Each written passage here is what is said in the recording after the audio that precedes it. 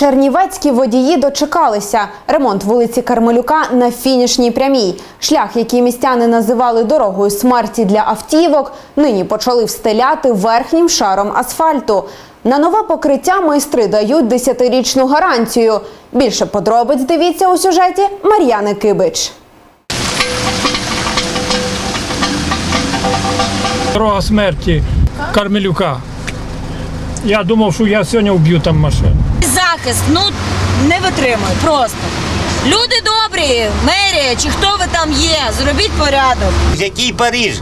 Який Париж? Дивися, пів колеса не видно.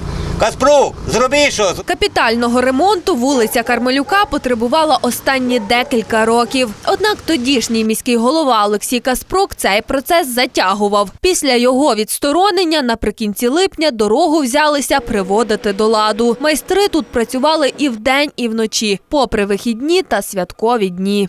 Бригади, нема що сказати, дуже чемно. Навіть коли була спека, виходили, і води їм давали пити, і каву заварювали, тому що люди працювали зранку і до темна. Швидкими темпами ремонтували ділянку від залізничного переїзду до Винниченка. Тут відремонтували зливові мережі і облаштували нові тротуари.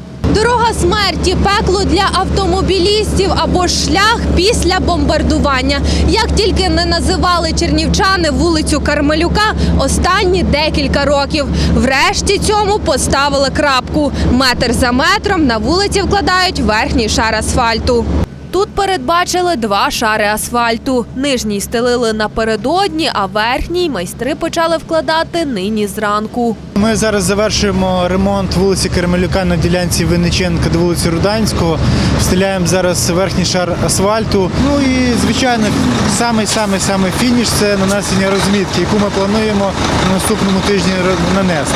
Підрядник – фірма «Євродор». Ця компанія уже капітально відремонтувала декілька транспортних артерій чернівців, зокрема проспект Незалежності. Якість своєї роботи підрядник гарантує. Щоб не було, скажімо так, стаків так званих, тому ми зрання почали і закінчимо вже запізна, щоб все закінчити в один день. Мінімум 10 років вона прослужить. Працюю тут на Кармелюка з охранником, то невозможно було проїхати, ні автобуси не їхали, нічого, подобається, хлопці роблять, гарно тротуари, гарно, все, нічого не можу сказати.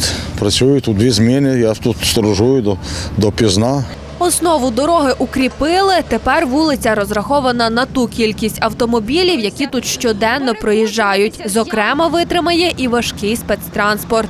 Було вирите корито, тобто засипано щебнем, також було агрономінеральна суміш, використано, після чого було використано крупнозернистий асфальт на нижньому слої, зараз вже фінішний верхній. Тобто цей конструктив більше пів метра, скажімо так, витримає будь-яку вантажівку. Паралельно зараз тривають роботи з заміни комунікації на ділянці від Руданської до Буковинської.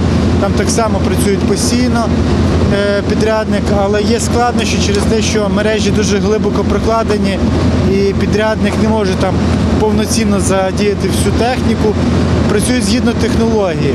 Відновити рух по відремонтованій ділянці вулиці Кармелюка планують уже через день. Мар'яна Кибич, Андрій Доротюк, Чернівецький промінь.